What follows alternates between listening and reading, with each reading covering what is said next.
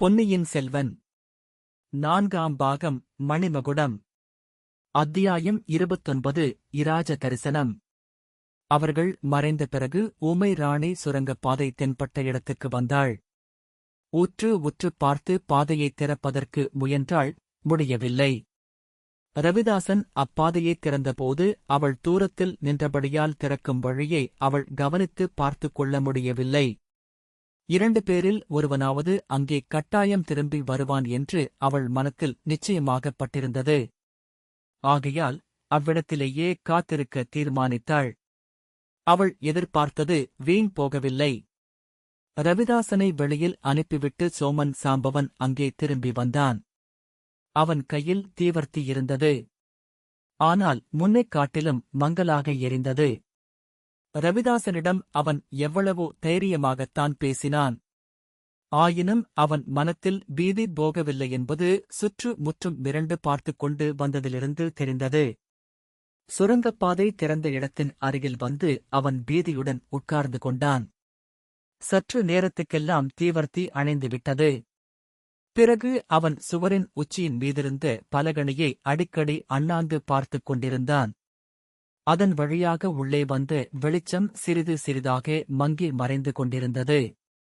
நன்றாக வெளிச்சம் மங்கி சூரியன் அஸ்தமித்துவிட்டது என்று அறிந்த பிறகு அவன் சுரங்கப் பாதையை மறுபடியும் திறக்கத் தொடங்கினான்.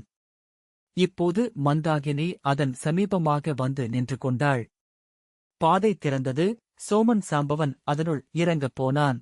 அப்போது அந்த நிலவரையில் அவனுக்கு வெகு சமீபத்தில் கிரீஸ் என்ற நீடித்த ஓலக்குரல் ஒன்று கேட்டது. சோமன் சாம்பவன் தன் வாழ்நாளில் எத்தனையோ பயங்கரங்களை பார்த்தவன்தான். ஆயினும் அந்த மாதிரி அமானுஷிகமான ஒரு சத்தத்தை அவன் கேட்டதில்லை. பேய் என்பதாக ஒன்று இருந்து அதற்குக் குரலும் இருந்தால் அது இப்படித்தான் இருக்க வேண்டும் என்று தோன்றியது. முதல் தடவை அக்குரல் கேட்டதும் சாம்பவன் தயங்கி நின்றான். அதன் எதிரொலி நிற்கும் வரையில் காத்திருந்தான்.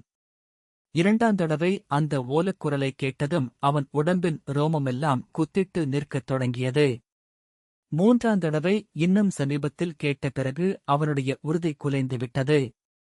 அந்த இருளடர்ந்த நிலவரையில் வழித்துறை கவனியாமல் குருட்டாம் போக்காக ஓடத் தொடங்கினான். அவன் மறைந்ததும் ஊமை ராணி அந்தப் பாதையில் இறங்கினாள். சில படிகள் இறங்கிய பிறகு சமதரையாக இருந்தது. அதில் விடுவிடு என்று நடந்து போனாள். சோமன் சாம்பவன் அவள் இறங்குவதைப் பார்த்திருந்து திரும்பி வந்தாலும் அவளைப் பிடித்திருக்க முடியாது, அவ்வளவு விரைவாக நடந்தாள். நரகத்துக்குப் போகும் தொலைவில்லாத இருண்ட வழியைப் போல் தோன்றியது. ஆயினும் அதற்கும் ஒரு முடிவு இருந்தது. செங்குத்தான சுவரில் முடிந்த இடத்தில் மேலே இடைவெளி சிறிது தெரிந்தது. சில படிகளும் கைக்குத் தென்பட்டன. அவற்றின் வழியாக ஏறியபோது தலையில் திடீரென்று முட்டியது. பாதாள பாதையின் படிகளுக்கும் மேலே தலை முட்டிய இடத்துக்கும் நடுவில் சிறிய சிறிய இடைவெளிகள் காணப்பட்டன. அவற்றின் ஒன்றில் நுழைந்து வெளியில் வந்தாள்.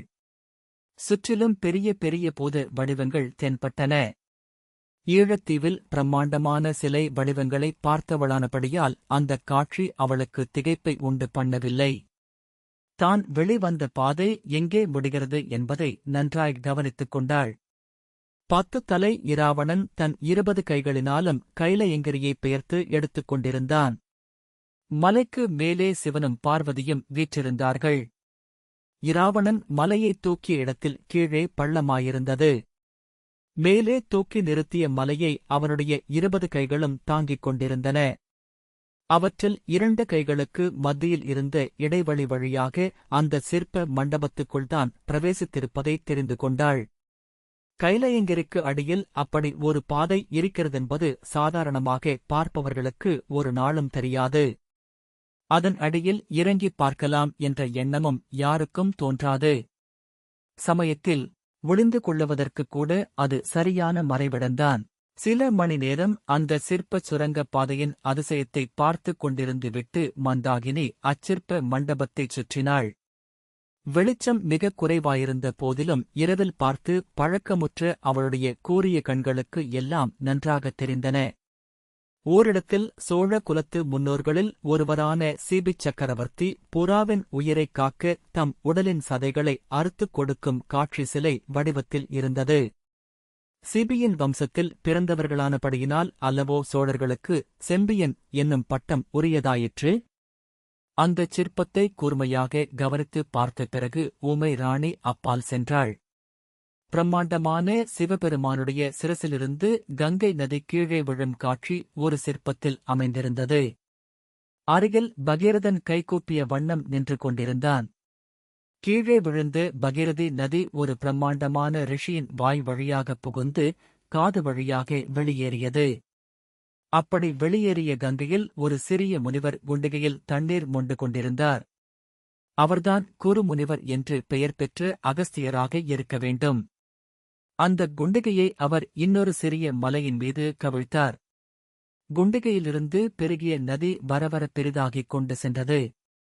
இந்தச் சிற்பக் கங்கையிலும் காவேரியிலும் அவற்றை அமைத்தபோது தண்ணீர் பெருகுவதற்கும் ஏற்பாடு செய்திருக்க வேண்டும். ஆனால் இப்போது அவற்றில் தண்ணீர் இல்லை.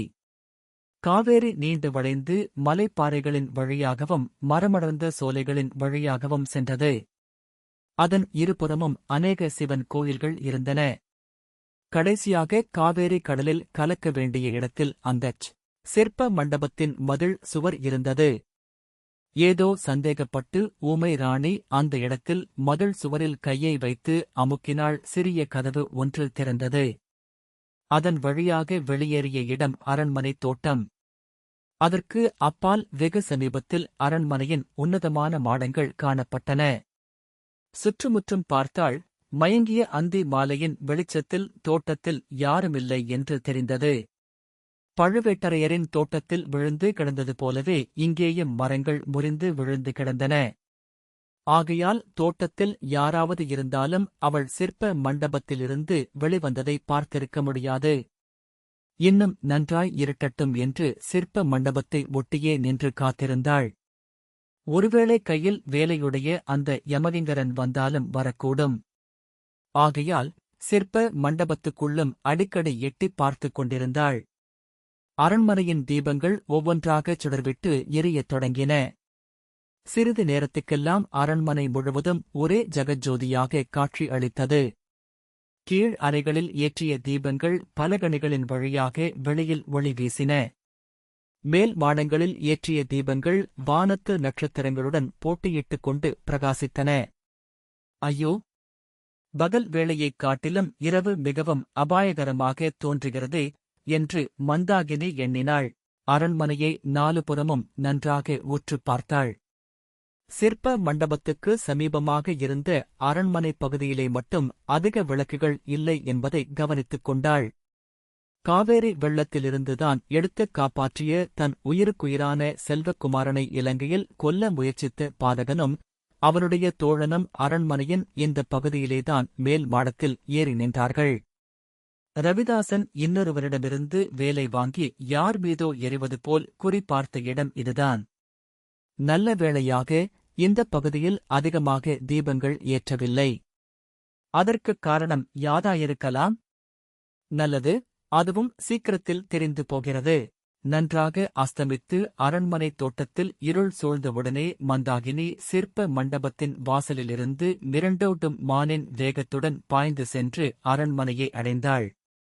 அரண்மனையின் அந்தப் பின் பகுதியில் வட்ட வடிவமான தாழ்வாரங்களும் அவற்றைத் தாங்கி நின்ற வரிசை வரிசையான தூண்களும் பல இடங்களில் மேன் மாடத்துக்கு ஏறும் படிக்கட்டுகளும் காணப்பட்டன. தாழ்வாரங்களில் பெரிய விருந்துகளுக்கு சமையல் செய்ய உதவும் பிரம்மாண்டமான தாமிரப் பாத்திரங்கள், பழசாய்ப்போன தந்தப் பல்லக்குகள், ஒடிந்த சிங்காதனங்கள், இப்படி பல பொருள்கள் இருந்தன. அவற்றின் மத்தியில் சிறிது நேரம் சுற்றிப் பார்த்துவிட்டு மந்தாகினி கடைசியாக ஒரு படிக்கட்டின் மீது துணிந்து ஏறினாள். கீழே இருந்தது போலவே மேன் மாடத்திலும் வட்ட வடிவமான தாழ்வாரங்களும் அவற்றின் மேற்கூரையைத் தாங்கிய சித்திர விசித்திரமான தூண்களும் வேலைப்பாடு அமைந்த பலகணிகளும் நிலா முன்றில்களும் அவற்றில் பளிங்குக்கல் மேடைகளும் காணப்பட்டன. மனித சஞ்சாரம் அற்றதாக தோன்றிய அந்த மேன்மாடக் கூடங்களில் மந்தாகினி சுற்றிச் சுற்றி அலைந்தாள். மாடத்தின் உட்புறத்து ஓரங்களுக்குப் போக அவள் மிகவும் தயங்கினாள். ஓரிடத்தில் உட்புறத்தில் கீழே இருந்து தீப வெளிச்சம் வருவதைக் கண்டு அங்கே போய் தூண் மறைவில் எட்டிப் பார்த்தாள். ஆகா! அவள் பார்த்தது என்ன? பார்த்த கண்களை திருப்பவே முடியாத காட்சிகளை பார்த்தாள். ஒரு விசாலமான மண்டபத்தின் மத்தியில் சித்திர வேலைப்பாடு அமைந்த சப்ரமஞ்ச கட்டிலில் ஒருவர் சாய்ந்த வண்ணம் படுத்திருந்தார். அவரைச் சுற்றிலும் 4 ஸ்திரீகளும் 2 ஆடவர்களும் அச்சமயம் நின்றார்கள். படுத்திருந்தவரிடம் அவர்கள் பயபக்தி கொண்டவர்கள் என்பது அவர்களுடைய தோற்றத்திலிருந்து தெரிந்தது. சிறிது தூரத்தில் இன்னும் அதிக மரியாதையுடன் 2 தாதிப் பெண்கள் நின்றார்கள். ஒரே ஒரு தீபந்தான் அந்த மண்டபத்தில் எரிந்தது. அதுவும் கட்டிலுக்கு அருகில் இருந்த விளக்குத் தண்டின் மீது பொருத்தப்பட்டு மங்கலான வெளிச்சத்தையே தந்து கொண்டிருந்தது. சுற்றிலும் நின்றவர்களை முதலில் மந்தாகினி பார்த்தாள். அவர்களில் ஒருத்தி தன் உயிருக்குயிரான சகோதரன் மகள் பூங்குழலி என்பதை அறிந்தாள். மற்றவர்களையும் அவள் முன்னம் சில தடவை மறைவான இடங்களிலிருந்து பார்த்திருக்கிறாள். ஆனால் அவர்கள் எல்லாம் யார் யார் என்பது அவ்வளவு நன்றாய் தெரியாது. சுற்றி நின்றவர்களைப் பார்த்துவிட்டு மிக மிக தயக்கத்துடன் மந்தாகினி கட்டிலில் படுத்திருந்தவரை பார்த்தாள். அவளுடைய நெஞ்சு ஒரு கணம் ஸ்தம்பித்து விட்டது. ஆம், அவரேதான். எத்தனையோ யுகம் என்று சொல்லக்கூடிய நீண்ட காலத்துக்கு முன்னால்தான் சின்னஞ்சிறு பெண்ணாக ஓடி விளையாடி காடுகளில் திரிந்து கொண்டிருந்த காலத்தில் ஓரிடத்தில் வந்து ஒதுங்கி தன் உள்ளத்தையும் உயிரையும் கொள்ளை கொண்ட மனிதர்தான். தான் வாழ்ந்திருந்த பூதத்தீவை சில காலம் சொர்க்க லோகமாக ஆக்கியிருந்தவர்தான். பெரிய கப்பலில் கூட்டமாக வந்தவர்களால் அழைத்துப் போகப்பட்டவர்தான். ஆகா! அவர் இப்போது எப்படி மாறிப்போயிருக்கிறார்? பூர்வ ஜன்மம் என்று சொல்லக்கூடிய அந்த நாட்களுக்குப் பிறகும் மந்தாகினி அவரை பல தடவை அவரறியாமல் பார்த்திருக்கிறாள். காவேரி நதியில் உல்லாசப் படகுகளில் அவர் சென்றபோது கரையில் அடர்ந்த புதர்களின் மறைவில் ஒளிந்திருந்து பார்த்திருக்கிறாள். நகரங்களின் தெருக்களில் வெண்புறவிகள் பூட்டிய தங்கரதத்தில் வீதிவலம் வந்தபோது கூட்டத்தோடு கூட்டமாய் நின்று பார்த்திருக்கிறாள். ஆனால் கடைசியாக அவரை பார்த்து கொஞ்ச காலம் ஆகிவிட்டது. அந்தக் காலத்திற்குள்ளேதான் இப்படி மாறிப்போயிருக்கிறார். முகத்தில் தாடியும் மீசையும் வளர்ந்திருந்தன. கன்னங்கள் ஒட்டி உலர்ந்து போயிருந்தன. நெற்றியிலே சுருக்கங்கள். ஆகா! அந்தக் கண்களில் ஒரு காலத்தில் குடிகொண்டிருந்த காந்த ஒளி எங்கே போயிற்று? தெய்வமே! இப்படியும் மனிதர்கள் மாறுவது உண்டா? இலங்கை தீவில் விஷஜரத்தில் பீடிக்கப்பட்டவர்கள் பலரை நீண்ட நாள் காய்ச்சலுக்குப் பிறகு உயிர் போகும் சமயத்தில் ஊமை ராணி மந்தாகினி பார்த்ததுண்டு. ஆகா! ஒரு சமயம் தங்கச் சூரியனைப் போல் பிரகாசித்துக் கொண்டிருந்த இவருடைய களை ததும்பிய முகமும் அவ்வளவாக மாறிப்போயிருக்கிறதே. ஒருவேளை இவருடைய அந்திம காலமும் நெருங்கிவிட்டதோ? திடீரென்று மந்தாகினிக்கு அன்று மாலை தான் பார்த்த பயங்கரக் காட்சி நினைவுக்கு வந்தது. அவள் அச்சமயம் நின்ற இடத்திலேதான் ரவிதாசன் என்னும் கொலைகாரனும் அவனுடைய தோழனும் நின்றார்கள்.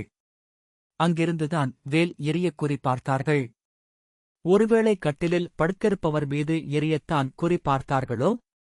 இந்த நினைவினால் மந்தாகினியின் உடம்பெல்லாம் விடவிடவென்று நடுங்கியது. கண்களைச் சுற்றிக் கொண்டு வந்தது. மயக்கம் வரும் போலிருந்தது. தூணைக் கெட்டியாகப் பிடித்துக் கொண்டு கால்களை ஊன்றி நின்று சமாளித்துக் கொண்டாள்.